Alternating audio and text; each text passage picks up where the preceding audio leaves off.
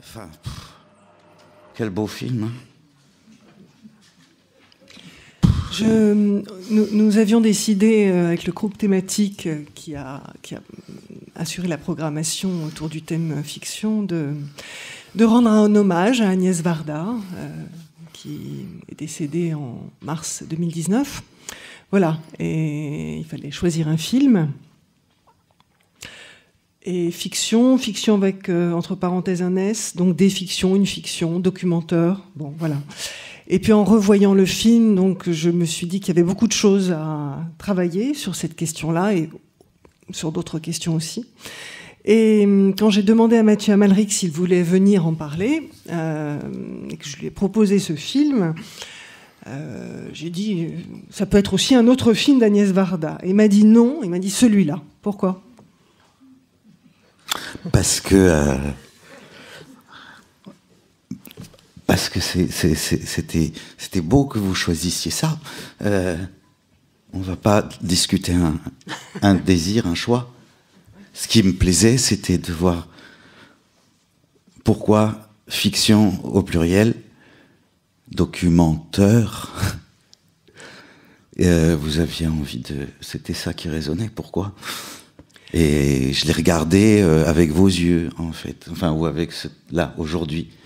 Je l'ai regardé, j'ai pris des notes. Et je sais pas. Bon, d'abord, c'est un film qui m'émeut énormément. Hein. Oui, mais c'est avant tout. C'est un film qui est très peu programmé, très peu vu. Un film étrange dans une filmographie d'Agnès Varda qui est dans une œuvre très originale.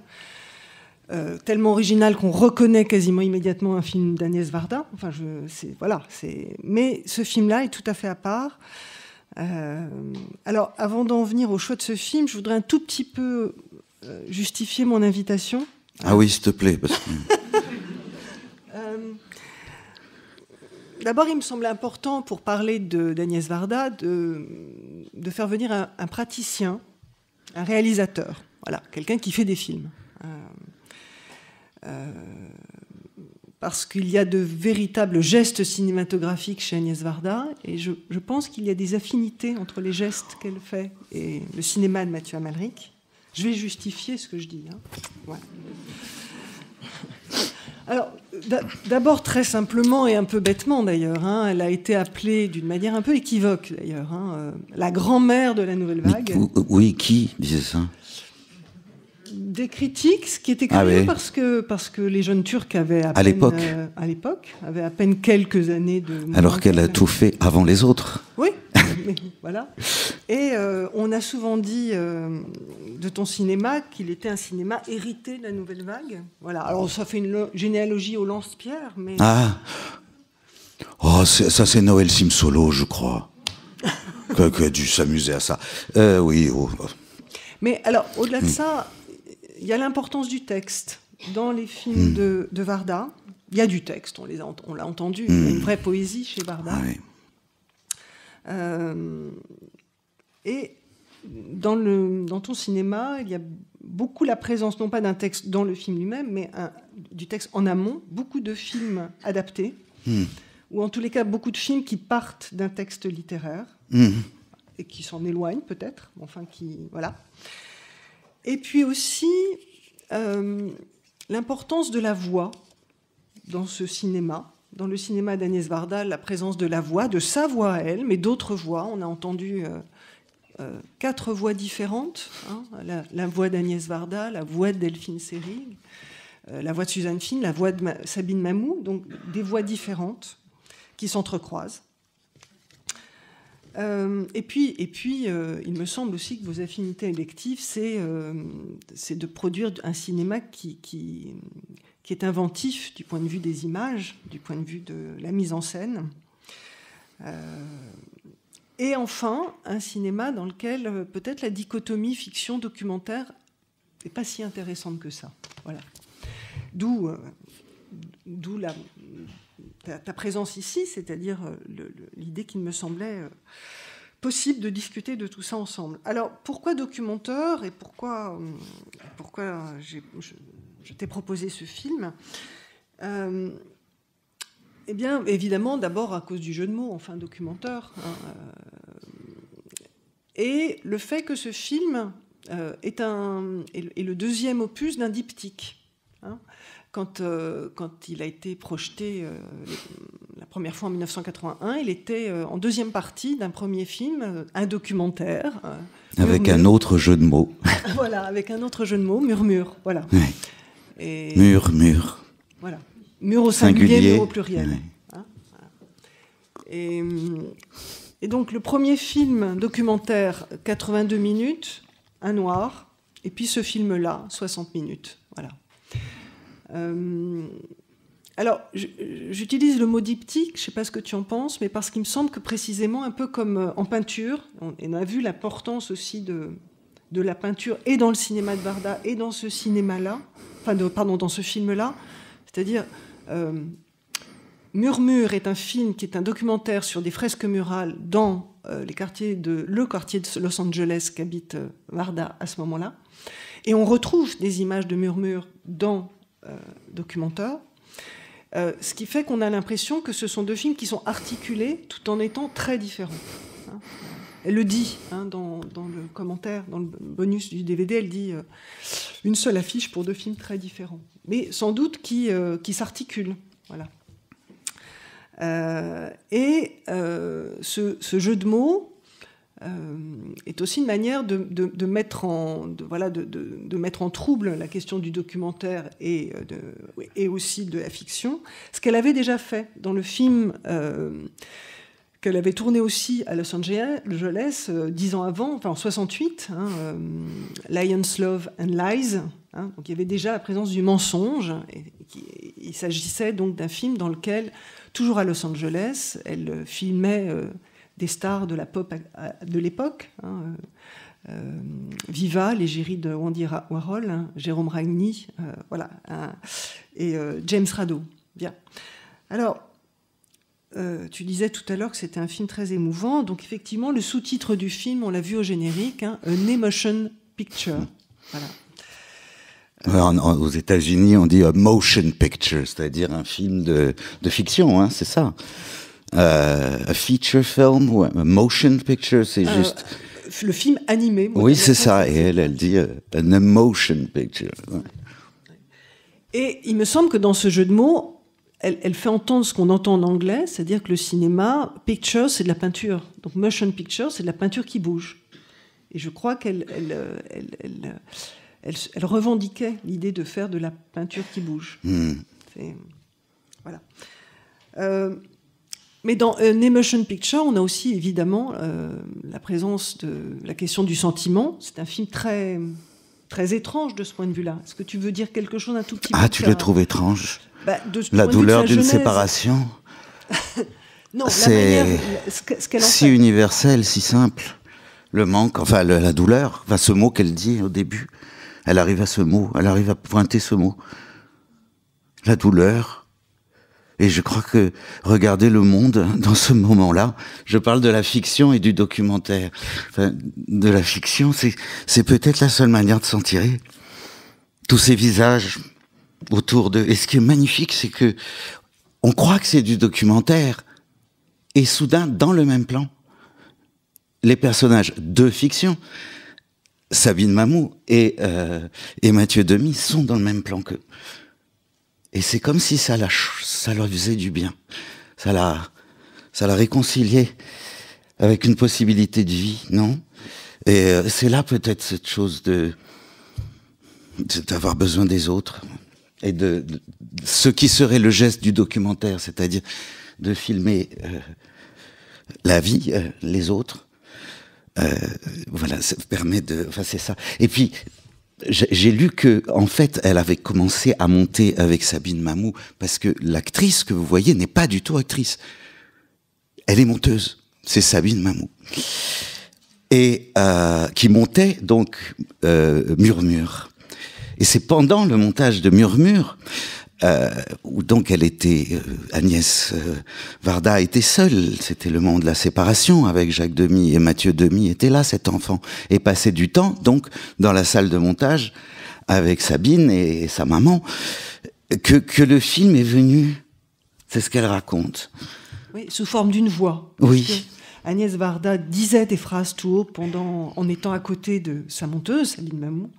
Et elle raconte que Sabine Mamou écrivait sur un petit cahier les phrases dites par Agnès Varda. Elle lui a offert au Noël suivant et quelque chose est devenu un scénario à partir de cette voix. Ouais. C'est ça.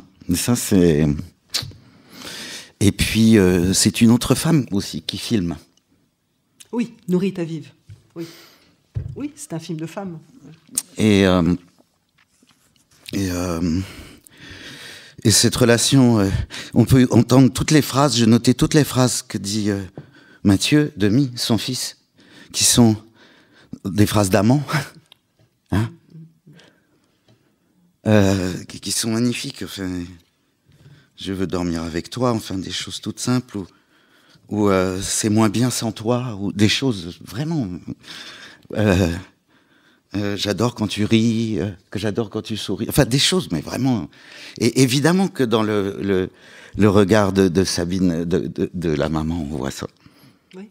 Et Mathieu Demy est assez extraordinaire, puisque c'est très tordu, ce film. Il est en train de jouer son propre rôle avec une mère qui n'est pas la sienne. Et il est d'un naturel confondant. Et dans le dossier de presse de l'époque, parce que c'est un film de 80-81, Mathieu Demy, enfant, dit « C'était chouette de jouer avec une fausse maman ».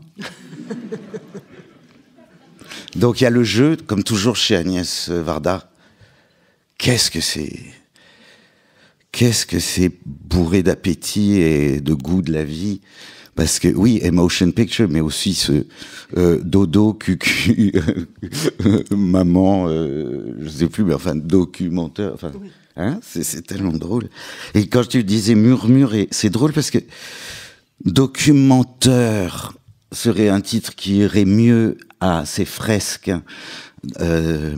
peintes, qui parfois sont hyper réalistes, donc qui sont comme des documentaires, et murmure à quelque chose d'émouvant comme le film qu'on vient de voir, avec notamment cette partition parfois dodécaphonique, enfin contemporaine de Delerue, mais qui soudain prend des accords presque de films romantiques, hein, de mélo.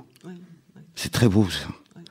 Joué par Michel Colombier, en plus, qui a été un partenaire de Barbara, un arrangeur, musicien extraordinaire.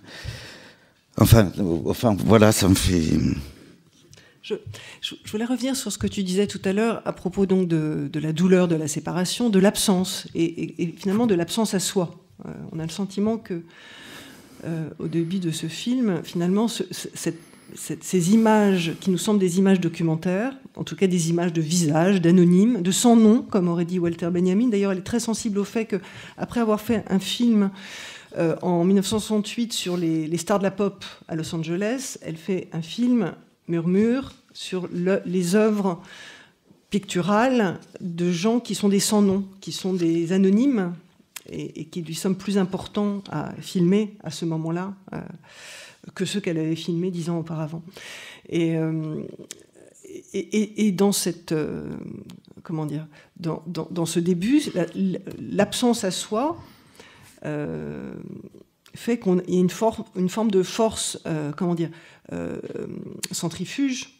C'est-à-dire l'absence à soi fait que voilà, le monde est là. Bon, le monde est là et il y a des villages et cette femme qui s'absente à elle est posée au milieu d'un monde. Alors moi j'étais extrêmement sensible, je voulais te poser la question, je ne sais absolument pas comment Varda a réussi à faire ça. Moi j'ai quand même le sentiment que le couple qui s'engueule sur le pas de la porte... Elle leur a demandé de jouer. Enfin, non, c'est joué. Le deuxième plan tout de même où... Ça aussi, j'ai pensé à ça sur fiction, documentaire. Au début, on peut croire que c'est de la caméra cachée, puisque, voilà, c'est filmé d'un peu loin sur ce couple. Et puis après, tout simplement, ça c'est le montage, un plan de Sabine Mamou à la cabine téléphonique qui regarde. Et souvent, tu mets juste ben, c'est tout simple. Tu mets quelqu'un qui regarde et puis tu mets ce que tu veux. Mais non, ce que fait souvent Agnès Varda, c'est qu'elle lit ensuite. Elle a besoin que Sabine passe dans le même plan qu'eux et qui quand même, ça je ne sais pas comment elle a pu faire, hein, parce que ça finit carrément sur la portière qui s'ouvre. Et ayant un peu côtoyé Agnès Varda, elle était tout à fait capable de leur demander « Pouvez continuer ?» Peut-être elle avait... Elle a été comme ça, elle pouvait faire des trucs comme ça. Oui, elle a peut-être chopé ça, et puis, c'est bien de dire passe, parce qu'elle réagissait dans la seconde, quoi. Et elle dit, tiens, passe, et vous pouvez continuer, c'est tout. Et voilà, et elle dit au chef-op, et Sabine, tu vas vers la voiture. Voilà. Parce que, du coup, la caméra, on voit bien qu'elle est sur la banquette arrière, oui. Donc un peu cachée. Oui. Donc c'est peut-être possible, voilà, c'est un mélange. Ce qui m'a beaucoup frappé aussi, c'est la nature du son.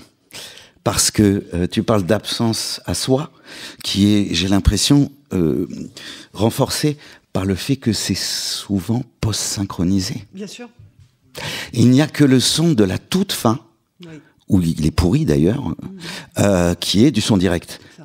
Et sinon, il y a ce côté, juste après le plan des poissons, où justement c'est d'abord la voix d'Agnès Varda qui raconte. Et puis, c'est quoi? C'est pas le mot, c'est dégueulasse, mais c'est quand même pas à bout de souffle. Non, mais c'est dégueulasse. Ah ouais, comme dans À bout de souffle, alors. Ok. T'es vraiment une dégueulasse, ok. Comme Jean-Paul Belmondo quand il meurt. Tu n'avais pas pensé, elle l'a fait exprès, hein. Forcément. Et là, ça devient la voix de Sabine Mamou. Et on voit que il y a énormément de travail de bruitage, mais de bruitage vraiment, les pas comme ça. Et une voix, le dialogue refait après. Et ça donne quelque chose d'étonnant. Et elle le fait exprès, bien sûr. Oui, et ça donne une forme de très légère déréalisation. C'est ça. Ce qui fait qu'on n'est ni dans un documentaire, mais pas tout à fait dans une fiction non plus. Ça décroche légèrement la fiction. C'est là où c'est le sentiment, avant tout. Parce que chez Agnès Varda, c'est ça qui est beau. C'est quelqu'un qui, c'est vrai, travaille beaucoup la forme, mais... ça part du ventre, c'est le sentiment. Et ça crée ce creux, tu disais, d'être absent à soi-même. Je crois que la post-synchro crée ça. Même des choses aussi culottées qu'elle est en train de faire son boulot, de taper des textes de cette écrivaine à la machine, là. Et on entend la voix de Delphine Seyrig, quand même. Off. Évidemment, on voit qu'elle n'est pas là, quoi. Elle l'off plus tard. Et t'as vraiment le plan de la fille, de l'actrice, il dit non, mais je le fais. Et ça marche. Enfin, et donc, peut-être elle est projetée, peut-être elle n'est pas là, peut-être... sur la nécessité suscitée par la douleur de se créer des fictions. Et là, c'est comme si Agnès Varda s'était démultipliée en 3, puisqu'on entend sa voix au début, et puis on entend sa voix aussi enregistrée. Ah bah oui. C'est extraordinaire à ce moment-là. Donc les producteurs de Murmure, alors je ne sais pas s'ils sont les vrais producteurs, mais les producteurs de Murmure sont là, face à Émilie Cooper, Sabine Mamou, et... demande à Émilie de jouer à la place, de dire un texte à la place donc de Delphine Seyrig qui n'est pas là, de l'actrice, de l'écrivaine qui est partie à New York. Et donc Sabine Mamou prête sa voix, et finalement c'est ce que fait Sabine Mamou dans le film, puisque c'est le rôle, en tous les cas c'est une sorte de témoignage de ce que vit Agnès Varda à ce moment-là. Voilà. Et quand on entend enregistrer, c'est la voix d'Agnès Varda. Pour dire la phrase « l'art qui imite la vie qui imite l'art ». Est-ce l'art qui imite la vie ou la vie qui imite l'art? Qui est une question qu'elle s'était déjà posée dans Lions, Love and Lies, où elle l'a posée d'une autre manière. Elle l'a posée en anglais. Should art imitate, deform, exaggerate reality? Voilà. Alors, ça aussi, c'est une question que je voulais te poser. Alors, cette question qui revient, qui est donc déjà présente dans ce film de 68, qu'on retrouve dans Murmure, est-ce l'art qui imite la vie ou La vie qui imite l'art. Elle pose la question. Alors évidemment, c'est une question en même temps très classique, au sens où ça fait référence à Virginia Woolf, l'art ne copie pas le réel, un des deux suffit largement. Je pense aussi à la question de la représentation et de son rôle par rapport à la réalité. Donc, elle reprend une thématique qui existe déjà, mais elle la laisse ouverte. Il n'y a pas de réponse à la question qui est posée là. Et bien évidemment que il y a encore une fois un trouble qui est mis dans si c'est la vie qui imite l'art, qu'est-ce qu'on est en train de voir là? C'est-à-dire que où est la fiction? Tu sais, moi, je ne vois pas le film. Je me pose même pas ces questions-là, parce que c'est bouleversant. C'est juste bouleversant. Et je crois qu'avant tout, c'est une fille qui adore s'éclater et s'amuser. Et je pense qu'elle utilise juste cette phrase-là, qui est tout de même un énorme cliché, dont on se fout, en fait, totalement quand on fait des films, quand on est en train de faire un film. Mais là, elle se dit, c'est la phrase qui va aller pour faire le moment où d'abord c'est la voix de Sabine, puis c'est la mienne. Alors, toi, tu vas jouer l'art et moi, je vais jouer la vie. Ou alors, toi, c'est toi, moi, la vie. Ou toi, c'est... Je pense que c'est aussi marrant. Et je pense qu'elle peut se moquer. Pas se moquer parce que Godard aussi, on le prend trop au sérieux. Ce sont des potaches. C'est ça qui est merveilleux chez eux. Le potache est très important. Et c'est ça qui fait que ça vibre dans ce film.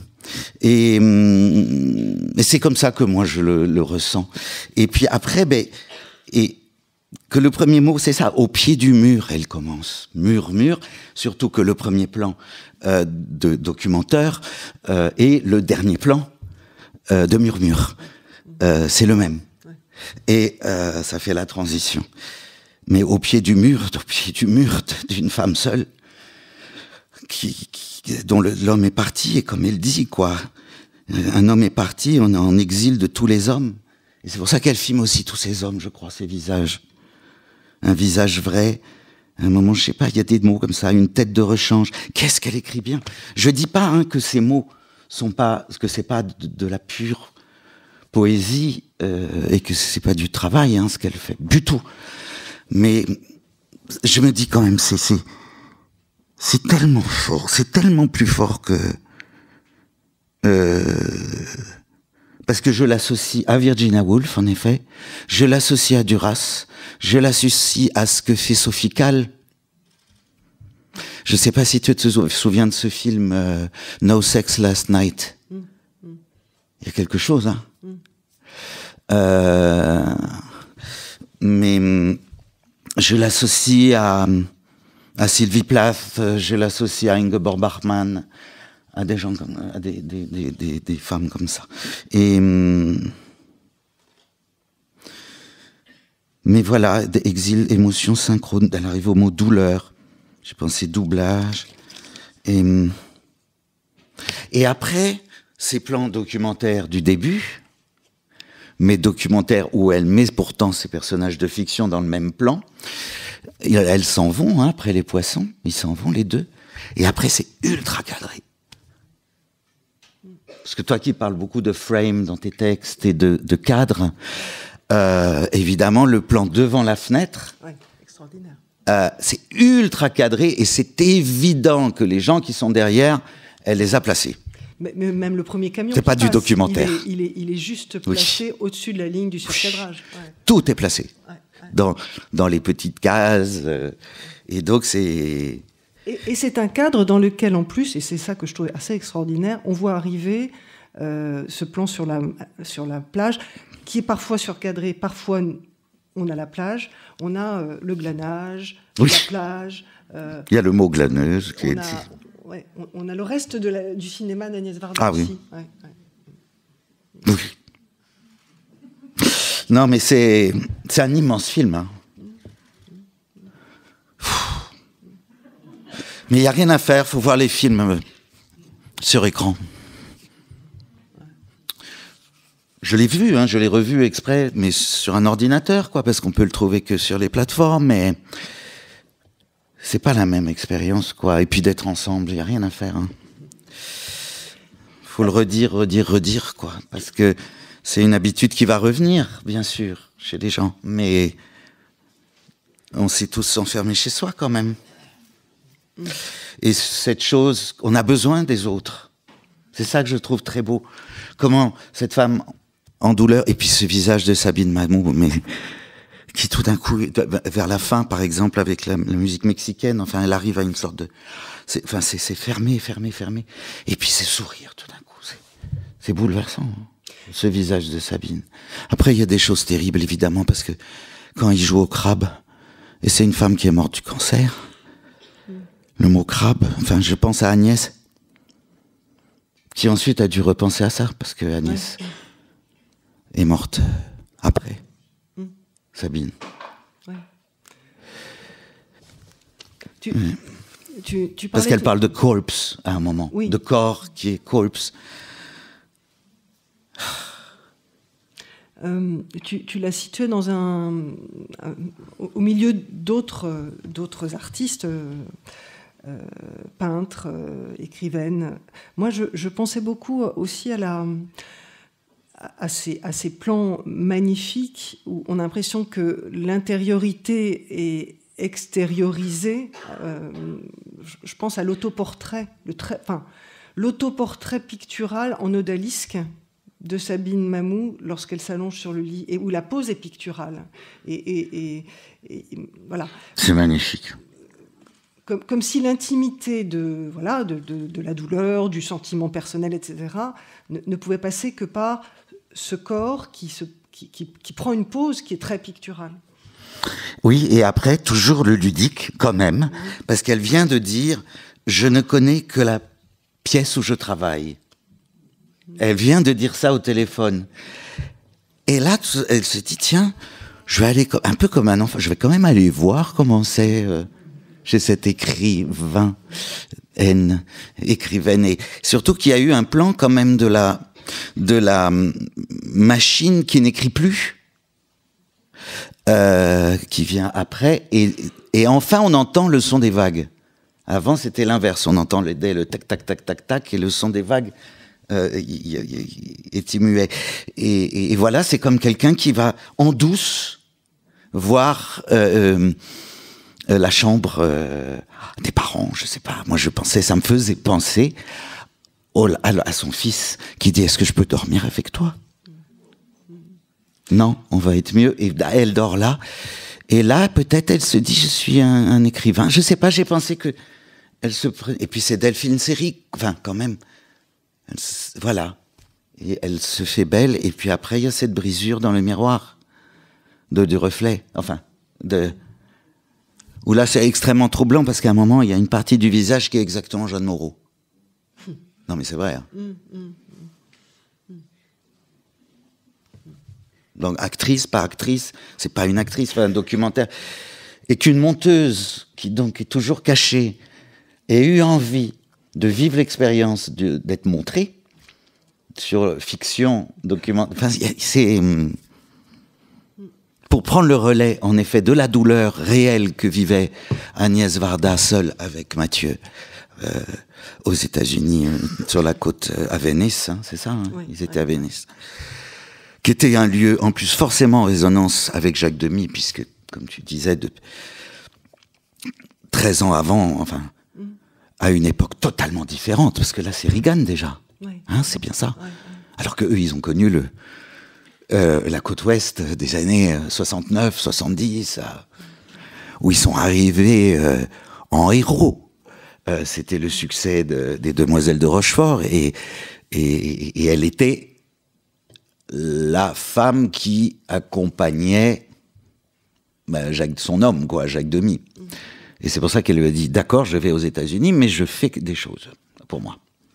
Et d'où ces films qu'elle a fait à ce moment-là.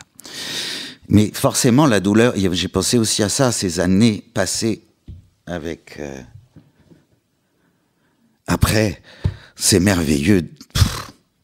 La nudité, c'est extraordinaire dans ce film, quand même. Le premier plan, et elle y va, il y a un zoom qui va vers le sexe d'homme. C'est sympa, quoi, pour Jacques Demy, je trouve.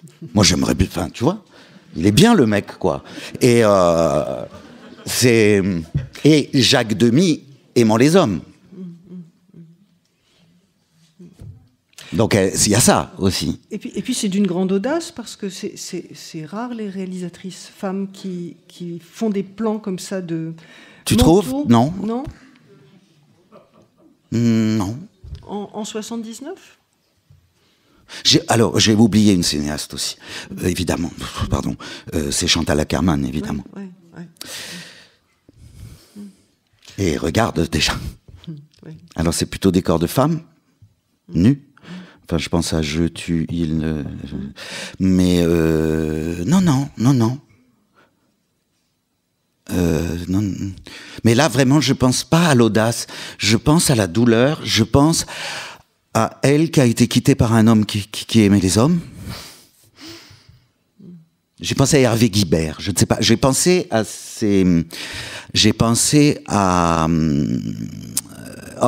Coltès, j'ai pensé à, vous voyez, des années 80, au début des années 80, c'est ce genre d'homme. À Warhol. Alors, je voudrais revenir sur ce que tu disais tout à l'heure à propos d'un cinéma qui est à la fois très construit et... Il y a des travelling extraordinaires. Et de l'ordre du jeu quand même aussi. Enfin, alors, je vais te proposer un mot, je ne sais pas s'il va te plaire. Moi, il y a Lévi-Strauss qui, dans un texte resté célèbre, distingue deux formes de pensée, et il y a une pensée qui est une pensée du bricolage.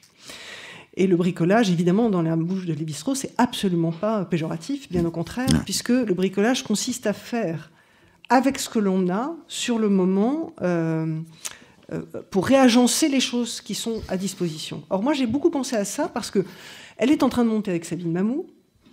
Elle ressasse sous forme de phrase une séparation douloureuse. Bon, eh ben Sabine Mamou est là, elle va être devant la caméra, voilà. Oui. Mais c'est ça. On est dans un quartier, bricolage. On va filmer le quartier. Ah oui. Une séparation, c'est une perte de repères. Bon, ben voilà, on va reconstruire en allant chercher des objets dans la rue, et puis on intègre ça dans le film. Et c'est à la fois un film très chapitré, c'est-à-dire qu'il y a vraiment d'abord l'absence à soi, puis on cherche une maison, puis on trouve une maison, on l'habite, enfin, on l'a. Et puis, il faut poser les relations avec un fils lorsqu'on est seul, et que le fils, il voit la place vide, alors il a envie de la prendre, et puis il faut le remettre à sa place de fils, qui n'est pas facile, voilà. Et pour autant être aussi dans la tendresse vis-à-vis de lui, tout en le remettant à sa place, voilà. Et puis à la fin, ce moment où il y a aussi le moment où elle va chercher chez d'autres dans le film, à la fois des modèles ou des exemples. Tina, la serveuse, qui vit très bien sans ses enfants. Sans son fils. Oui. Sa fille est avec elle, mais son fils, oui. Non, mais bricolage, c'est ça. Hein. Tu sais, c'est pour ça qu'on fait des films. Hein. C'est pas de l'art. Alors, c'est pas de l'art, on n'est pas seul, et on fait ce qu'on peut avec ce qu'on a. Et ça, c'est extraordinaire, parce que du coup, c'est de l'ordre du miracle. Ouais. Non, je te jure. Ouais. Je te parle sur le terrain. Ouais. Alors, justement, Et c'est ce qu'elle fait. Et là, les plans, en effet, deviennent de plus en plus construits, notamment sur les cadres et avec les fenêtres, beaucoup. Filmés à travers des fenêtres, avec toujours des choses qui se séparent. Et puis après, il y a même des choses, je me suis dit, Jarmusch avait vu ce film, parce que il y a des travelling latéraux qui sont ceux de Down by Law, enfin, ou de Stranger in Paradise, où il y a ces fameux plans de Jarmusch, où on est en latéral dans les rues de Détroit et tout ça. Mais c'est ce qu'elle fait dans la recherche de la maison au début. Oui. Et c'est absolument extraordinaire. Hein. Et puis hop, le personnage rentre, c'est ultra complexe. Et ça... Elle a toujours eu... c'est une grande technicienne, Agnès Varda. Tu le vois dès La Pointe Courte, tu le vois surtout dans Cléo de 5 à 7, qui est un film où il y a le temps réel, Il y a le vrai trajet du bus, hein, qui est du documentaire. Le bus est exactement, avec les pendules qui sont exactement entre 17h et 19h, quand il passe. Enfin, c'est... Et pourtant, il y a des coupes, donc il faut constamment tricher. C'est un faux temps réel, bien sûr. Oui, oui. Non, mais je parle de technique, de technicienne, de cinéaste. Elle sait tout faire. Et ou on va parler des travelling latéraux de Sans Toi ni Loi, qui sont là déjà. Et c'est... Oui. Mais c'est ça, oui, mais bricolage, absolument. Et c'est pour ça que quand tu as dit bricolage, j'ai pensé au fait de bricoler une maison avec les choses qu'il y a dans la rue. J'adore comment elle met les trucs dans le coffre. Et ça se prépare, par exemple, des plans comme ça. Il faut répéter. Comment tu mets le coffre, comment tu mets la table dans le coffre? Il faut voir si ça rentre. Donc on l'a fait. Et puis après, on l'a remis en place. Et on l'a mis d'une certaine manière pour que ce soit assez facile après pour Sabine de le mettre dedans. Ouais. Et c'est pour ça que d'ailleurs le plan avec Tina du canapé s'est coupé, parce que ça n'a pas dû pouvoir rentrer dans le coffre. Donc on coupe. Donc il y a des trucs de films de fiction quand un acteur... c'est un travail d'athlète, hein, acteur. Hein, c'est pas très compliqué, hein, franchement. Mais il faut s'exercer. C'est que des... Et là, je regardais beaucoup Sabine, elle est très forte. Comment elle fait avec le genou pour rentrer la table. Enfin, elle est très adroite. Il faut être très adroit quand tu joues au cinéma. Et les plans dans ces ruelles où il trouve un double masculin, très beau en plus, le mec, là, c'est juste... tu te dis, ah ben ça... Et puis, c'est là où c'est génial, parce que nous, on se fait nos fictions. On se dit, ah ben voilà, elle va le rencontrer, ils vont tomber amoureux, c'est ça le film. Hein? C'est vrai, on est en avance. C'est ça l'histoire qu'on se raconte. Pas du tout. Parce qu'en plus, elle arrive, elle vient de laver le canapé, là, donc elle a un tablier de soubrette, un peu, et ça, je suis sûr, c'est aussi Agnès qui s'amuse avec ça, de lui mettre un petit tablier, et non, elle voit pas le mec. Au contraire, elle voit une espèce de dragueur. C'est quelque chose, ça. Ça, c'est bien, ça. On dirait... En plus, j'ai cru que c'était Benoît Jacot au début. Parce que Benoît Jacot avait exactement cette tête-là, un peu, à cette époque. Non, mais c'est vrai. Regardez, il a beaucoup joué dans des films de cette époque. Et il avait filmé Delphine Seyrig et Samy Frey pour la télévision, dans le texte d'Henry James, là. Je voulais te demander, donc on parlait de bricolage, on parlait de l'importance de... Ah oui, t'as pas dit l'autre. Lévi-Strauss t'a dit, il y en a deux. Il y a la pensée du bricolage et l'autre. Et la pensée du technicien, de l'expert, celui qui... Il emploie le mot expert. Non, il n'emploie pas le mot expert, technicien. Celui qui va lister les objets dont il a besoin et en fonction du projet. Donc le projet est préalable à l'action. Non, moi je voudrais revenir à la question de comment, enfin, justement, l'art du bricolage. Tu disais que c'est pas un art, si c'est un art autre. J'ai pas dit que l'art du bricolage n'était pas un art. Je t'ai dit que fabriquer des films, on pense pas à l'art, jamais. Jamais. Et c'est ça qui fait que c'est le pied. Et que du coup, il y a ce que j'appelle miracle, mais c'est pas des miracles, c'est des choses qu'on a... et Agnès faisait ça, et a continué à faire ça dans son travail d'art de plasticienne, ensuite. Alors, le dispositif, attraper des choses, s'arranger pour créer une toile d'araignée plutôt documentaire, du coup, qui puisse attraper les accidents de la vie. Mais dans le cadre d'une fiction. Donc, c'est ça. T'es comme en train de fabriquer quelque chose comme ça. Oui, il y a ce très très beau plan de la femme de dos dans le pressing. Enfin, on voit tout le c'est beau pressing, ça. Cette femme qui se... Surtout le raccord de montage, parce que juste avant, elle est en train de faire l'amour et Sabine a un geste comme ça du bras et ça fait ça. Et on peut pas lui donner d'âge à cette femme encore. Elle est de dos. Oui. Et après, on devine qu'elle est âgée. Alors, je voulais t'interroger un petit peu sur ton cinéma. Enfin, je voudrais prendre un film en particulier, Une chambre bleue, que j'ai revu récemment. Ah bon? Enfin, La chambre bleue. Parce que voilà, c'est une adaptation d'un roman d'Yves Menon. Et je pensais à... on parlait justement, non pas du bricolage, mais de l'art ou de ce qui n'est pas de l'ordre de l'art de la réalisation. Moi, je pense quand même qu'il y a un art. Je pense à 2 plans très précis. Et je voulais te demander comment ils te sont venus.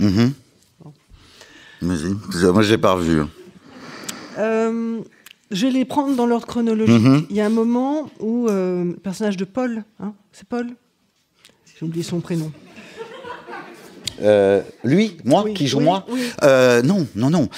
Comme j'avais appris que Simenon, et j'avais trouvé un truc des années 60 où une interview à la télévision où Simenon parlait de Stendhal, et je trouvais que le procès du personnage masculin l'inertie me faisait penser à Julien Sorel. C'est comme ça que mon amour du rouge et le noir et de Stendhal, je l'ai mis dans La chambre bleue, donc je l'ai appelé Julien. Oui.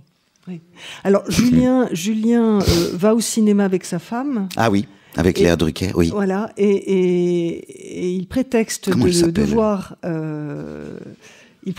devoir garer la voiture pour aller vérifier que sa maîtresse retrouve son mari. Et il y a un plan donc dans la voiture, oui, qui est un plan séquence. Où dans l'accélération de Julien au volant, tout d'un coup rentre toute la,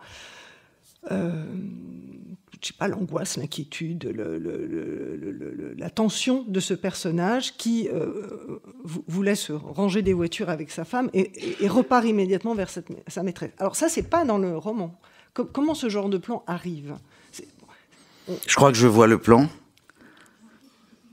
On est juste derrière lui, on est dans l'habitacle de la voiture et on est comme ça sur lui, comme ça. Voilà. C'est quand il rentre du cinéma avec sa femme ? Non, c'est au moment où il va garer la voiture et alors qu'elle l'attend au cinéma.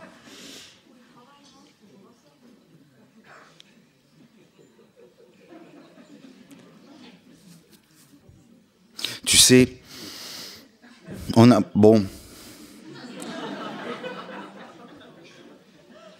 comment ça ? C'est con parce que je vois pas exactement le plan.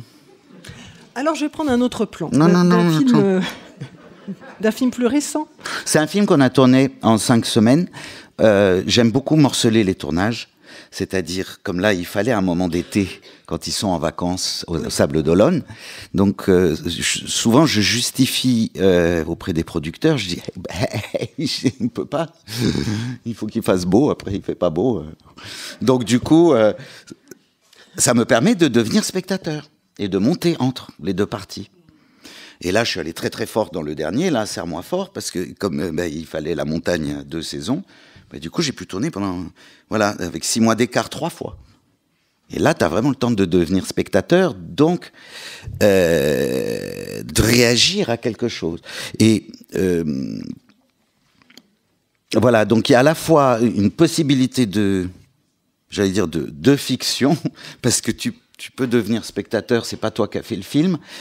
Et en même temps, on doit toujours tourner très, très, très, très, très vite. Donc là, on est plutôt du côté du documentaire et de la vivacité d'esprit et d'observer, d'être tellement poreux à tout ce qu'il y a autour de toi, parce que tout pourrait rentrer dans le film. C'est la vie qui te nourrit ta fiction. Camille qui tombe dans la glace des poissonniers. Oui, ça c'est pendant les repérages, qu'évidemment avec Dylan...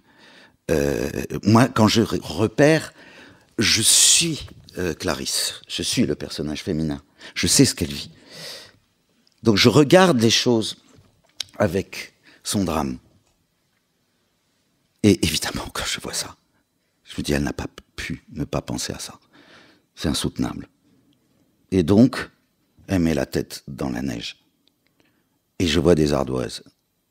Mais ça, c'est des tombes. C'est des tombes pour elle. Et voilà. Et je suis avec elle en repérage. Et voilà. Et c'est comme ça. Et après, je savais qu'il y avait la scène... ça, c'était écrit. La scène où l'enfant plonge dans la baignoire, pareil, comme si c'était de la neige avec le bain moussant. Voilà. Bon, et après, tu penses éventuellement que ça pourrait se perpétuer comme ça. Puisque c'est elle qui projette les images. Là aussi, on est beaucoup dans le... C'est proche C'est ça. sur le mouvement de le besoin de croire, de besoin de fiction pour supporter la douleur. Et ce travail sur les images, mais avec aussi une sorte de fil conducteur qui est la voix. Parce oui. Que enfin, voilà, c'est le timbre de la voix qui nous... qui oriente une signification, même si, justement, on a du mal à se demander où est cette voix, où est le personnage de cette voix.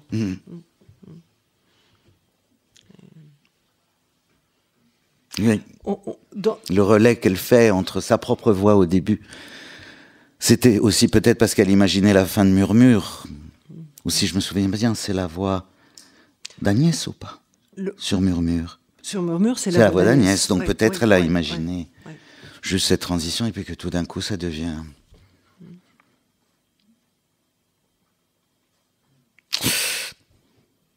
Mais oui, non, qu'est-ce qui m'est venu ? Le mot faire, à propos de bricolage, tu comprends, tu vois. Le cinéma, franchement, ça sert plus à grand chose à parler. Au bout d'un moment, faut faire. Et voilà. Donc, comme elle dit, là, tous ces mots, faire, et faire l'amour. Tu veux dire que je vais dormir tout seul? Chez nous, absente. Ouais, tu parlais de absente. Oh là là. Par exemple, un truc de dingue quand même. C'est pas une actrice. Sabine Mamou. Elle a un gros plan qui va zoomer en plus un petit peu sur elle de face quand elle est au bureau et qu'elle prend un téléphone qui sonne, c'est pas le bon. Ah tiens, c'est une autre ligne. Et là, c'est Ginou qui l'appelle, une amie. Mais là, c'est du dialogue à apprendre par cœur. Et c'est une actrice en un seul plan qui est en train de pleurer. Mais putain de Dieu. C'est sidérant ce qu'elle fait. Après, c'est toujours pareil, il y a toujours aussi ce cliché, un film est toujours un documentaire sur l'acteur, tu sais. Il y a toujours ça, c'est pas le personnage, enfin, tu sais. Mais là, il y a quand même un amour d'Agnès pour Sabine Mamou, pour ce que Sabine prend, le relais de sa peine à elle. C'est magnifique comme geste. C'est ça que j'ai senti. C'est les larmes d'Agnès qui coulent dans le visage. Une actrice, un acteur, je ne sais pas s'il aurait eu cette générosité-là. C'est pour ça qu'il ne faut pas penser acteur ou actrice quand on choisit les personnes qu'on a envie de filmer. Faut sentir la personne. Et c'est ça qu'on sent. Hein. Elle le fait elle pleure parce qu'elle pense à Agnès, je crois. Qu'est-ce qui a dû se passer? Et puis il y a cette troisième femme qui filme, qui était aussi qui est une femme d'une beauté. Je sais pas si tu as vu les photos de Nourit Aviv, qui ensuite est devenue une réalisatrice après être, et qui vit toujours. Mais là, c'est ouais. Je sais pas qui est l'ingénieur du son. J'ai vu que c'était un mec. Je sais pas si c'est le gars qu'on voit là. Au son, je l'ai pas noté. C'est un nom américain. Mais non,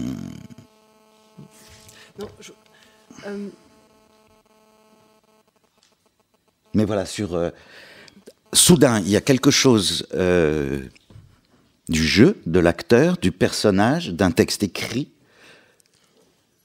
dans un plan qui pourtant, si on pense documentaire, donc la vraie vie, ou la réalité, ou je ne sais pas quoi, c'est Sabine Mamou qui pense à la peine de la personne qui est derrière la caméra en train de filmer pour que le temps passe de l'absence de cet homme qui l'a quitté. Donc il y a tout dedans. Quand je disais au tout début que je t'avais invité aussi parce qu'il me semblait qu'il y avait des affinités électives entre vos deux cinémas, je trouve qu'on retrouve dans ton cinéma, je pense à Serre-moi fort, je pense à La Chambre bleue, je pense à Mange ta soupe aussi, la question de comment filmer l'intériorité d'un personnage, l'intériorité à travers des lieux, à travers ce qu'on pourrait appeler des décors au cinéma, qui justement ne sont plus alors des décors, mais des sortes d'extranéité de la subjectivité. Et ça, je trouve c'est très compliqué à faire, mais là, c'est... Il y a ces plans, en effet, dans la deuxième partie de la recherche de la maison, il y a des sortes de nature morte, on va appeler ça comme ça, de compteurs, de morceaux de murs, ça, c'est d'être aiguisé et de pas être enfermé par l'autre esprit que devait sûrement nommer Lévi-Strauss, qui est d'avoir des choses préconçues. Mais que si tu coloris le scénario, tu vas pas laisser entrer les courants d'air. Après, si tu veux, c'est des films qui m'ont construit, les films d'Agnès Varda. Et j'ai essayé de réfléchir. Il est possible, parce que ce film est sorti en 82, et je l'ai vu au cinéma. Je l'ai vraiment vu au cinéma. C'est un moment où j'allais beaucoup au cinéma. Donc je l'ai vu sur écran. Donc il m'a constitué. Cléo de 5 à 7, c'est un film dont j'ai besoin tout le temps, que j'ai totalement pompé pour Barbara, par exemple. Il y a le même plan. Avec de passer du noir, du blanc au noir, quand elle chante Sans toi, sans toi, comme une marche. C'est pareil, c'est le même. Une espèce de comédie musicale à la maison avec juste un mur que tu changes de fond avec juste un travelling et hop. Et la musique devient orchestrée. Tout le bricolage d'Agnès Varda que j'ai pu un peu voir travailler, donc je te confirme que c'est vraiment quelqu'un qui vient avec une valise, avec des objets, des petits accessoires, des trucs, et puis qui va mettre des petits machins. For Rent, par exemple, je suis sûr, ce plan qui est extrêmement cadré de l'intérieur, la première fois qu'il rentre dans la maison, de jour, parce que c'est exactement le même cadrage de nuit ensuite.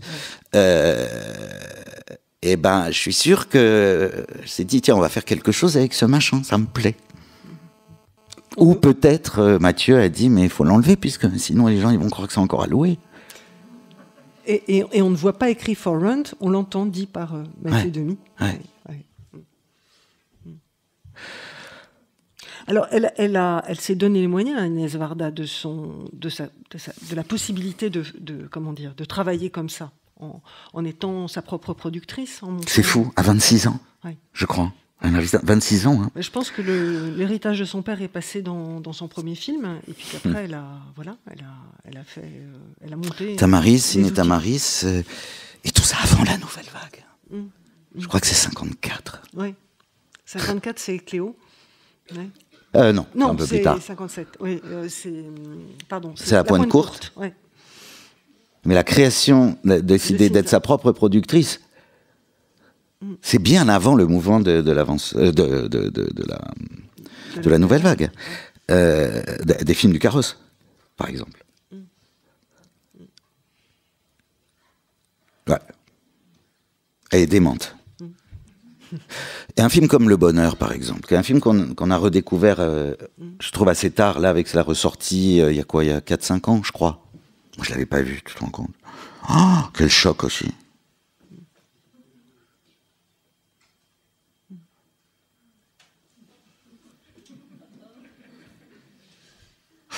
Non, elle est très très forte. Je ne sais pas comment elle fait. Enfin, ça c'est quelque chose auquel c'est pas des histoires d'affinité élective, c'est plutôt une boîte à outils ou je ne sais pas, quelqu'un, une complice ou quelqu'un auquel tu penses de quelqu'un qui a su concilier la forme et la vibration bouleversante. Parce que si c'était pas bouleversant, si c'était pas partageable, c'est une femme de spectacle. Et puis parce qu'il n'y a pas de psychologie. C'est aussi ça qui est bouleversant. Oui. Elle refuse la psychologie. On ne saura ni les raisons de la rupture, ni... Enfin, elle ne dit pas ce qu'elle ressent. Voilà. On a des images à la place. On n'a pas besoin. Hein. On est tous passés par là. Hein. C'est une expérience des autres, des hommes, des êtres humains. Et c'est pour ça que je pense... Quand, par exemple, ça j'adore, quand, juste après avoir vu, je crois, la première fois les plans où ils font l'amour, qui sont extrêmement chorégraphiés, quoi. C'est pas documentaire, là. C'est faux. C'est rien. C'est comme une... oui, un symbole, quoi. C'est pas réel. Et après, il y a la voix. On est dans un magasin, je crois. Il y a des visages documentaires et elle dit mais et eux, est-ce qu'ils ferment les yeux quand ils font l'amour, ou est-ce qu'ils pensent à faire l'amour, est-ce qu'ils vont faire l'amour? Et c'est vrai qu'on fait ça dans ces moments-là, enfin, de projeter sur la vie réelle la vacuité, enfin le vide qu'on a en soi, l'absence de soi. De ces moments de pur fracas et que les visages des autres nous... Et c'est pour ça que lorsqu'il y a deux couples, il y a ce couple au début terrible, parce qu'il y a la drogue, il y a les dents du gars, il y a tout, c'est marrant parce qu'on psychologise vachement. Nous, on fait tout le boulot. C'est-à-dire, moi, quand je pense à elle qui le dit, elle dit « Non, mais peut-être, en fait, c'est pas mal d'être seule, parce que, putain, si c'est ça le couple, pas sûr. » Tu vois ? Et après, il y a cet autre couple extraordinairement beau, avec cette femme qui vient donner à boire et qui vient enlever le t-shirt de cet homme, et ils se font un baiser. Et là, tu te dis « Ça vaut le coup. » Il n'y a que ça qui vaut le coup. C'est ça. Qu'est-ce qu'il y a d'autre que ça ? Et ça résonne. Et le premier couple, Sabine Mamou est spectatrice. Le deuxième couple, c'est Mathieu Demy. C'est vrai. C'est Martin. Ouais. Ah, et d'abord, il veut les... Donc cette psychologie, c'est l'expérience du spectateur. Enfin, t'en as tellement parlé. C'est le spectateur qui projette, oui. Parce qu'il est invité à le faire aussi. Ouais. T'as vu tout ce qu'on peut... on se fait tellement de fiction. Et on se fait des fictions tous les jours dans la rue. Lorsqu'on imagine la vie de quelqu'un dans le bus, et souvent on se plante. Parce qu'on voit des visages fermés. Je dis, les gens sont tristes quand même, les gens sont tristes. Peut-être moi aussi je suis triste en fait. Et puis soudain la même personne sort un éclat de rire. Ah ben oui, ben non. C'était pas ça. Je me suis trompé. Et donc on s'est fait des fictions sur les visages des gens. Je pense que c'est ça aussi la pulsion, ou le désir de filmer qu'on sent dans ce film. Elle parle des visages beaucoup au début du film. Oui. L'importance des visages. Oui. Des visages, j'ai pensé à Giacometti, enfin ce truc qu'il appelait tête, quoi. Lui, il disait tête, qu'est-ce qu'il y a dans une tête, quoi. Et on ne connaît pas la vie des gens. Et ça, c'est toujours intéressant, quand même, les gens qui font des films, plutôt en partant du principe qu'on ne connaît pas la vie des gens. Et que du coup, il y a la place pour que ce soit partageable. Souvent, enfin, moi je m'aperçois que j'ai un goût pour ça, mais Et Ce que tu veux dire, c'est que comme on ne connaît pas la vie des gens, on désire, on a un désir qui nous porte à vouloir savoir, à vouloir, en tout cas à vouloir imaginer. C'est ça, ou que du moins il y a la place du coup pour être accueilli, soi.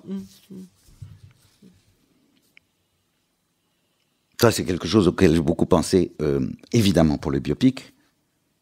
On est parti du principe, on ne connaît pas la vie des gens. Donc je ne connais pas la vie de Barbara, je ne me mettrai jamais dans la position de quelqu'un qui sait. C'est plus marrant. Et ça y est, et du coup, quelque chose peut arriver. Et là, pour Serre-moi fort, on pense, ça semble être l'histoire d'une femme qui s'en va. Donc on peut la juger, on peut faire tout ce qu'on veut, on peut la jalouser, on peut dire elle a eu le courage de faire ce que je n'arrive pas à faire. Ou au contraire, c'est dégueulasse, on quitte pas ses enfants, et puis peu à peu, merde, c'est pas ça. Et on a envie d'y croire. On a envie d'y croire parce que sinon c'est terrible. Voilà. Donc, ouais. Et c'est comme ça qu'on rentre dans la psychologie de ce personnage, mais parce qu'on est placé, bon, j'ai vu Serre-moi fort, j'ai été bouleversée, on est placé dans la position de cette femme en quelque sorte, par le déni qu'on a de comprendre ce qu'elle a vécu. Le t-shirt, c'est génial. My mom and dad went to California and all I got was this damn t-shirt. Ça, c'est... Voilà, le potache. Enfin, alors, bon, après, j'ai envie d'appeler Mathieu Demy et de lui dire, attends, alors, raconte-moi l'histoire du t-shirt. C'est quelque chose que ta maman t'a offert... Parce qu'on pouvait les faire aussi. Mais je pense que c'est un truc trouvé, ça. Et ça, évidemment, les signes dans la rue, les mots écrits.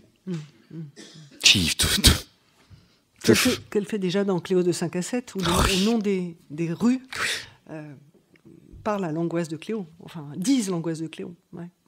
Et ça, tout le temps, ça nous arrive.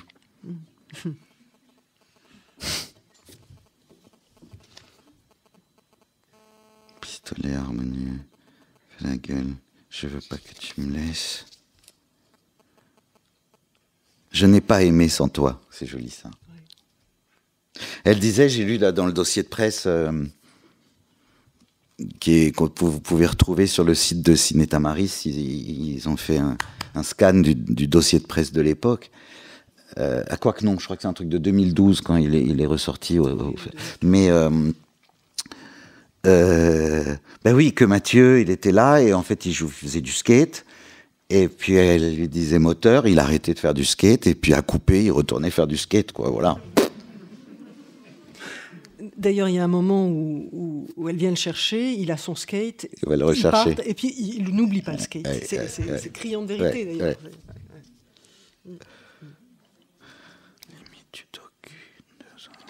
Ah oui, il y a un moment, je me suis dit justement sur cette chose de fiction, documentaire. Enfin, tu sais, c'est vers la fin, c'est après le crabe justement, et puis il marche, et puis il y a une femme allongée avec un livre sur le ventre, avec deux hommes à genoux, et on se demande ce que c'est. Comme l'enfance, voilà, c'est normal. Qu'est-ce qu'ils font? Et alors là, c'est très étonnant. Je ne sais pas si tu te souviens. La réponse qu'elle donne, c'est, tu sais, des fois, et c'est tout. Oui, absolument. Et ça, je trouve que sur la frontière de qu'est-ce qu'il faut filmer, où va le documentaire, tu sais, des fois, ils vont, voilà. Faut pas, enfin. Et ça, il ne faut pas savoir. Oui. Là, on ne saura pas. Tu m'avais dit hier soir, tu parlais de morale par rapport à Agnès. Je pense, voilà, ça, il y a quelque chose. De probité morale. C'est-à-dire qu'il y a des curiosités malsaines, donc il y a des moments où il faut arrêter la curiosité malsaine. Oui. On ne rentre pas dans l'intimité de quelqu'un d'autre. Enfin, et donc, sur le consentement des personnes filmées, vu comment Agnès travaillait, c'est pas du plan volé. Jamais. Les pêcheurs, au début, elle est là, elle leur a parlé. C'était une séductrice. Elle était tellement... elle te foutait n'importe qui dans la poche. Elle se mettait n'importe qui dans la poche.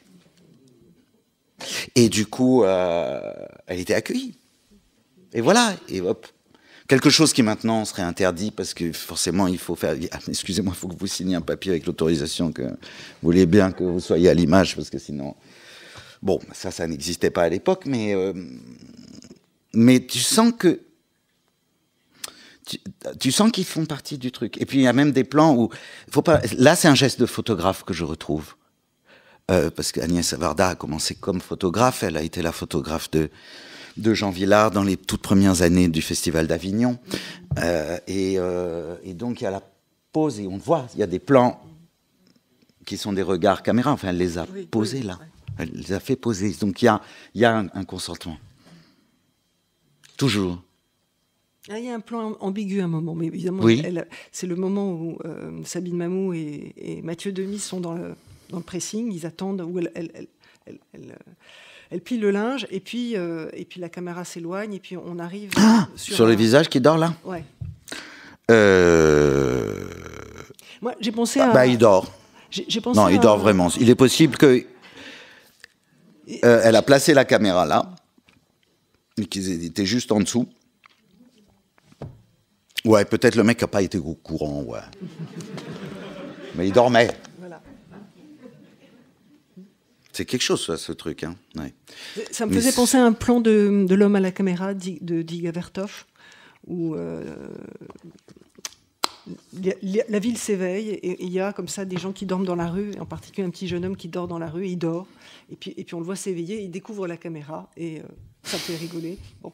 Mais t'as raison, il y a quelque chose de Vertov, là, hein, chez elle. C'est vrai, hein. À la fois dans la précision des mouvements, dans des fois la vivacité comme ça qui semble extrêmement construit. Parce que c'est pas flottant la caméra. Hein. Elle est sur pied. Hein. Et ouais. Je sais pas. Faudrait demander à Nourit comment elle a fait. Après, évidemment, dans la chambre, quand elle est nue, c'est évidemment tellement odalisque, comme tu dis, c'est absolument... Et puis tout est précis. Parce que si... La position, il faut la trouver. Hein. Et c'est parce qu'il y a le bord haut du lit que donc ça cache un endroit qui n'aurait vraiment pas été beau à voir. Ça n'aurait pas été magique comme ça. Donc elles ont cherché ça, exactement la position. Et Sabine doit se placer exactement à cet endroit-là. C'est très très précis.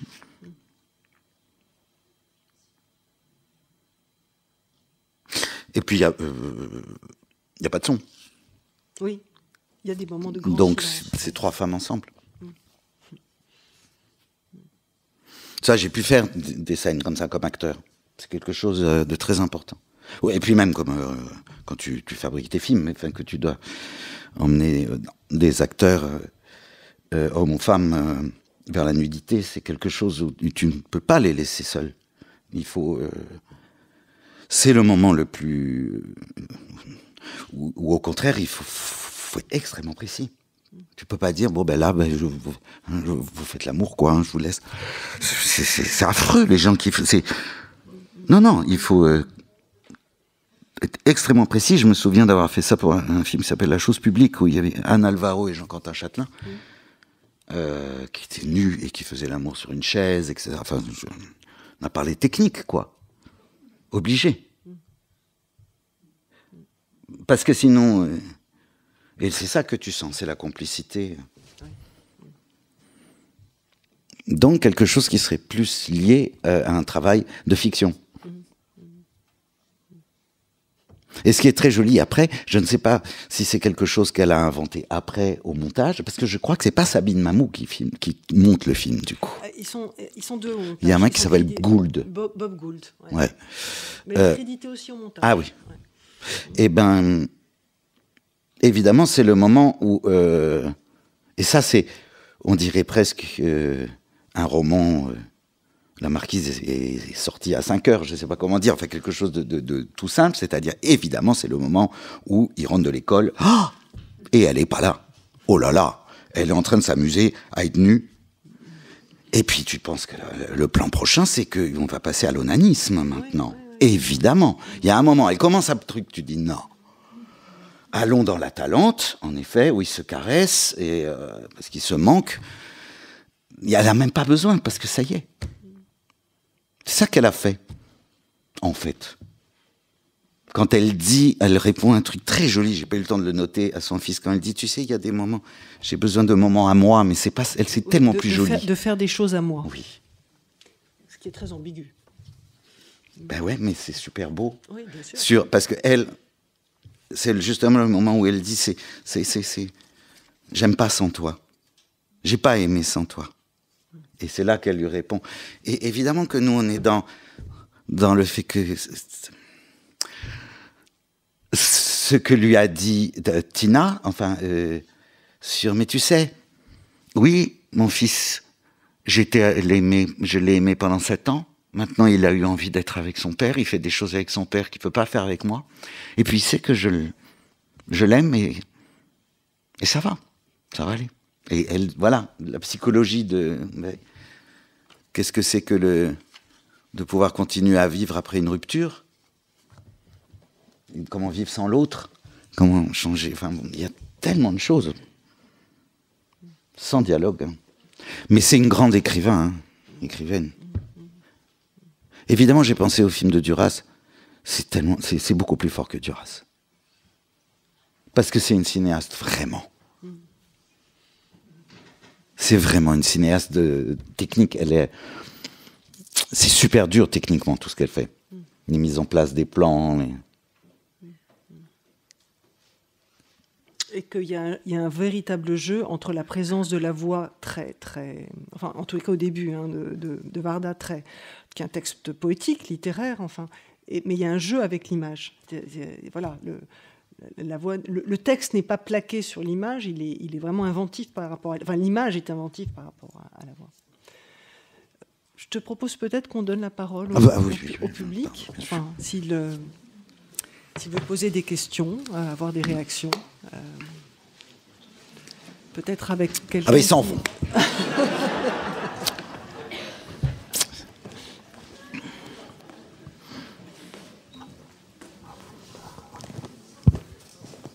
Non mais...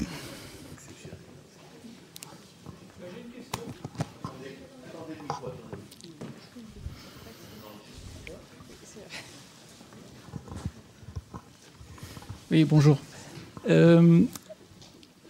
En voyant le début du film, quand il y a la voix off avec les visages, etc., moi j'ai aussi pensé à un film, je crois, qui est sorti 1 an ou 2 après, c'est celui de Chris Marker, Sans soleil. Et bon, par rapport, alors, documentaire, fiction, pas fiction, c'est aussi un film qui questionne voilà, ces choses-là. Je ne sais pas si vous y avez pensé aussi. Non, c'est vrai, c'est vrai.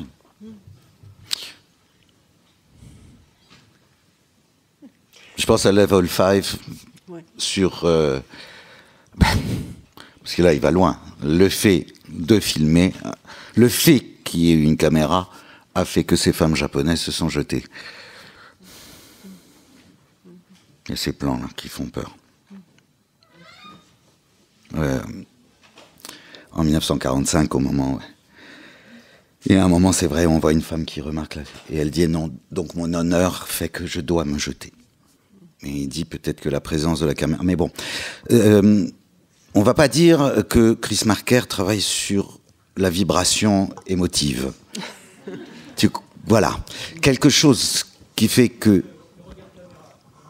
Oui. Non, mais là, après, on peut toujours réfléchir en théoricien. Mais ce qu'il y a d'inexprimable avec Agnès Varda, c'est pourquoi j'ai envie de chialer, quoi, et que t'aimes la vie, et que t'as envie d'aimer, que t'as envie de faire l'amour, t'as envie de regarder les gens, t'as envie de filmer, t'as envie de manger du poisson, je sais pas, tu vois, c'est tout, quoi. T'as envie d'écrire à la machine à écrire, enfin tout, quoi. Chris Marker, c'est peut-être une espèce d'écume érotique de la pensée, mais parce que c'est très, c'est vrai, c'est très sensuel. Là, ça arrive. Hein. Je l'ai vu travailler une fois, Chris Marker. C'était assez magique. C'était pendant cette chose des petits papiers qu'on avait fait au moment des sans-papiers, tu sais, il y a très très très longtemps. Et Chris Marker avait été un de ceux qui était venu avec une caméra filmer des concerts gratuitement. C'était étonnant. Parce que toi, t'es là, t'es avec ta caméra, tu dis, faut pas que je rate quoi que ce soit. Donc tu filmes tout, partout, tu bouges, là, tu cherches le bon axe. Et puis tout d'un coup, je vois un vieux monsieur qui est là, avec un pied, et il n'a pas bougé, lui. Et il me filme, et je dis, mais qu'est-ce qu'il filme là? Il est près de la scène. Et je sais pas, il filme que le micro, et c'est juste un plan fixe. Et il attend que quelque chose advienne. Il attend. Ça m'avait marqué, ça. Et des fois, c'est vrai. Avec l'âge, on arrive un peu à ça. C'est vrai. Que quelque chose va arriver. On en parle beaucoup avec les Larieux, par exemple. Pour Tralala, mais Tralala, c'était encore plus impressionnant. Ils ont une telle foi que le plan va arriver. Donc, il s'agit de les accompagner dans la recherche du plan. En tant que complice, non pas en tant qu'acteur, mais il ne faut pas poser de questions. Parce que t'aides pas. Il faut écouter ce qu'ils sont en train de... qu'ils ne savent pas qu'ils sont en train de chercher. Et puis le plan va arriver. Et ça arrive. C'est dingue. Et voilà.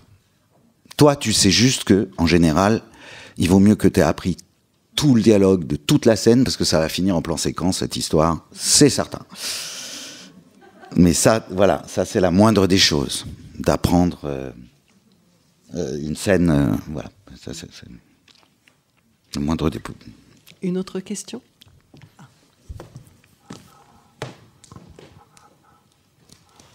Mais je pense plus à la vibration d'Ackerman, finalement, hein.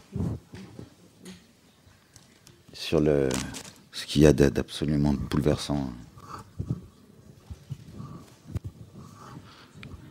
Ah non, pas deux fois le même rang.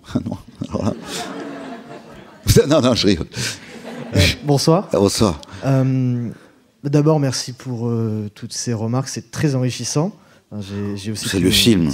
Oui, le film et aussi vos remarques. Et moi, c'est aussi une remarque à propos de justement cette fiction cette limite entre fiction et documentaire, cette frontière.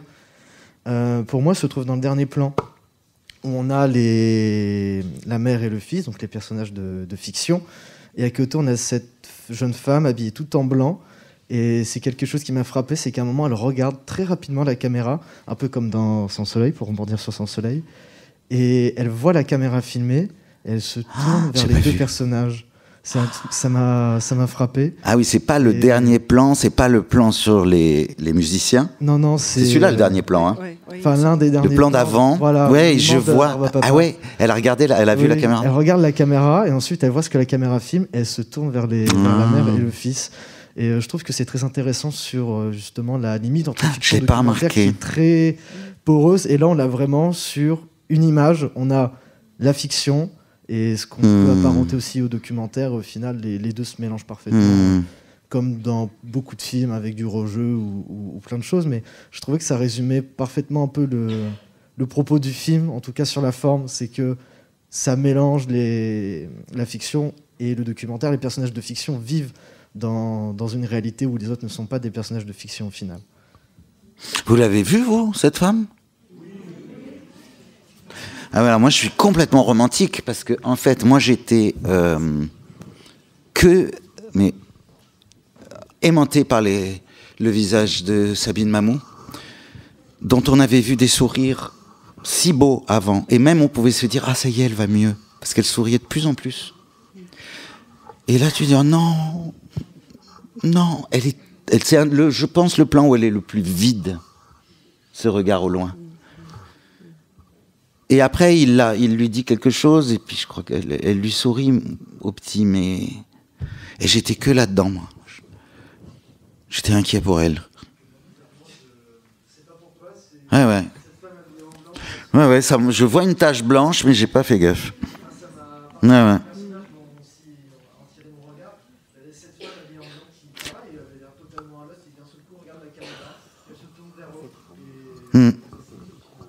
Je l'ai senti mais ça plutôt dans l'ouverture du film. Mais où justement elle leur avait dit vous regardez pas la caméra ou je sais pas quoi puisqu'ils sont.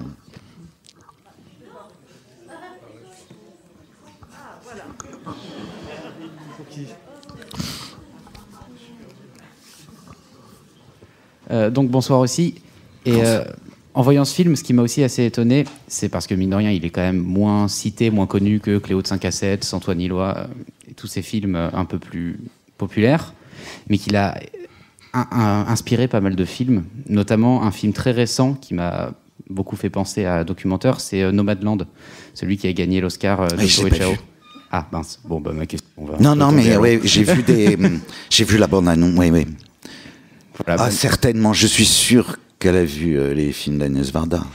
Bah, en plus avec le jeu de piano, bon, c'est Enodi, Ludovico Einaudi, mais il y a aussi tout juste ce piano seul qui accompagne les plans en plus entre documentaire et fiction, voilà. Bon bah tant pis. C'est sûr parce qu'il y a aux États-Unis une édition, des gens qui font un boulot absolument phénoménal qui s'appelle Criterion, et à New York qui font de la restauration de films et de la réédition de DVD absolument sublimissime. Et donc, voilà, ils ont vu tous ces films grâce à Criterion. Hein. Mais ils adorent le cinéma français, donc il y a énormément de films français. Pas que, hein, mais...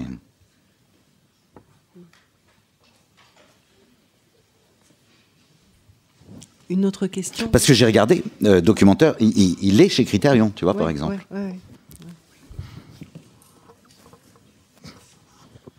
Il y a un de tes films qu'on n'a pas cité, c'est le stade de Wimbledon, où il y a pas mal quand même de scènes qui sont des scènes entre fiction et documentaire, ou Trieste, c'est par vrai. exemple. Ben ouais. C'est vrai. Mais après, voilà, c'est des espèces d'être. Tu viens bien de quelque part. Enfin voilà, c'est. Oui. Et à partir d'un texte. Enfin. Ah oui. Aussi. Mais d'une absence. Et qu'on ne sait pas la vie de cette femme. Oui, c'est vrai.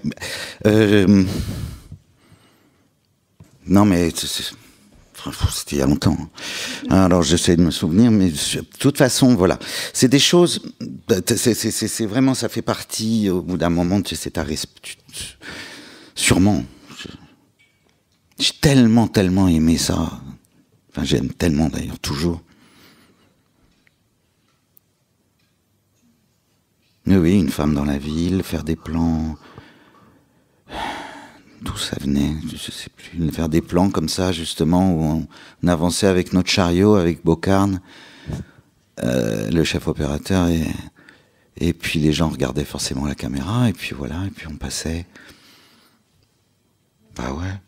Jeanne qui jouait beaucoup avec des non-acteurs, toujours, consentants. Pas volés, mais... Ah ouais.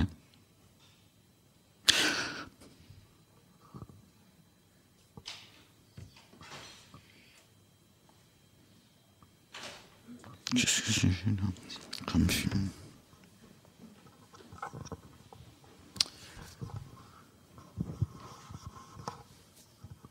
Oui, c'est moins une question qu'une information sur Varda, photographe. Je ne sais pas si vous savez, enfin si on le sait bien à Lille, mais Varda a donné son fonds photographique à l'Institut pour la photographie qui était Lille, et c'est exposé en ce moment. Ah. Et depuis quelques semaines, on peut voir entre autres photographes, mais il y a tout un fond, des photos très anciennes qu'elle a faites et des petits films aussi, et c'est très touchant. Je savais pas. Et pourquoi Lille? C'est lié à la fondation de l'Institut pour la photographie, qui est une institution assez récente. Qu'elle connaissait. Et oui, ça je suppose. Qui a pour mission, entre autres, de restaurer des fonds, de les entretenir. Alors là, c'est une exposition qui est de courte durée, c'est jusqu'à la fin de l'année, ou janvier, parce que l'Institut ferme pour travaux. Il réouvrira après quelques années de fermeture. Mais ces photographies d'Agnès Varda sont visibles. Et il y a une séance de Cité Philo, je le dis pour la salle, le 18 novembre à 19h. Il y a une visite en compagnie d'un philosophe critique de cinéma et de l'image qui s'appelle Dorg Zabunian, qui nous promènera, si je puis dire, dans les collections et notamment dans les photos d'Agnès Varda avec un commentaire. Et je précise, c'est sur inscription parce que c'est en petit groupe. Voilà. Et c'est des photos qui vont jusqu'à... Non, c'est des photos très anciennes, c'est du début, celles qui sont exposées... Avant Avignon, carrément. Oui. Ouais. Il y a beaucoup de photos qui ont été données, mais peu qui sont visibles pour l'instant. Parce qu'elle a commencé en... Moi, les premières que je connais, ça doit être 48, quoi. Peut-être que quelqu'un dans la salle est plus au courant que moi et pourra donner plus d'informations. Bonsoir. Alors, je ne connais pas vraiment tout le fond, mais ce qui est exposé, en fait, c'est plutôt des photos autour de la Pointe Courte et de son film Ulysse. Ah oui. Mais par contre, ce qui est vraiment intéressant, c'est qu'il y a un petit court-métrage. Alors, vous parliez de l'homme à la caméra, où on voit Agnès Varda déambuler avec sa caméra, comme l'homme à la caméra. Et alors là, ça fait un peu l'arroseur arrosé, puisqu'elle va photographier Brassailles. Donc, c'est vraiment très drôle.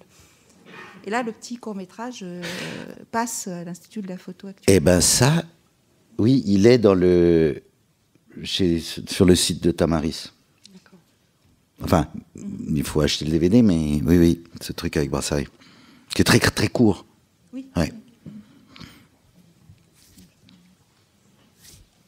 Une dernière question, peut-être ? Quelqu'un là ? Parce que je ne savais pas qu'elle était née à Ixelles. À Bruxelles, enfin. La partie de... C'est fou. Hein. Non, je pense à Ackerman. Enfin, après, elle n'est pas restée longtemps. Elle est allée à 7. Oui. C'est ça. Bonjour. Vous aviez parlé de Julien Sorel par rapport au procès dans Le Rouge et le Noir et à la figure elle-même de Julien qui vous intéresse. Mais c'est marrant que vous ayez évoqué ce roman en particulier parce que lui-même, c'est un documentaire. C'est le procès de l'affaire Berthet que Stendhal a romancé.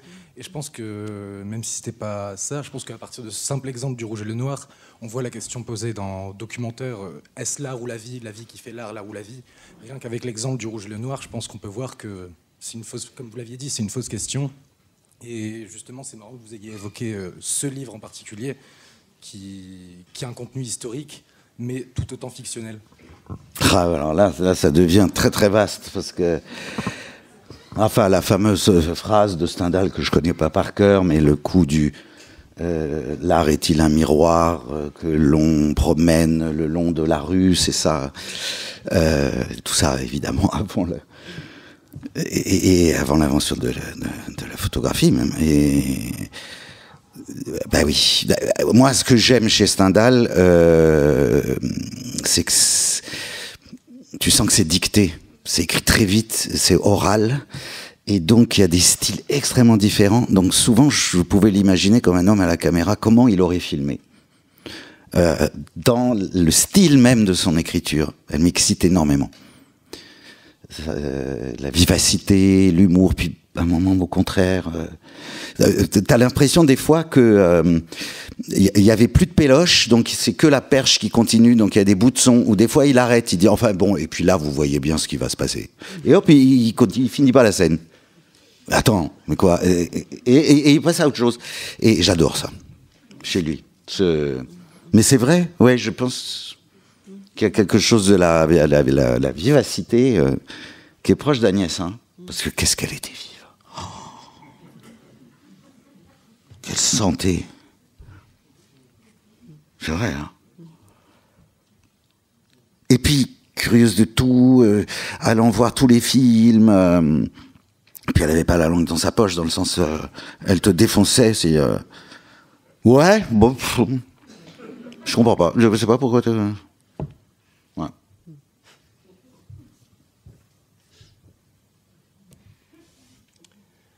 Merci Mathieu. Mais bon, ça de rien, merci à toi.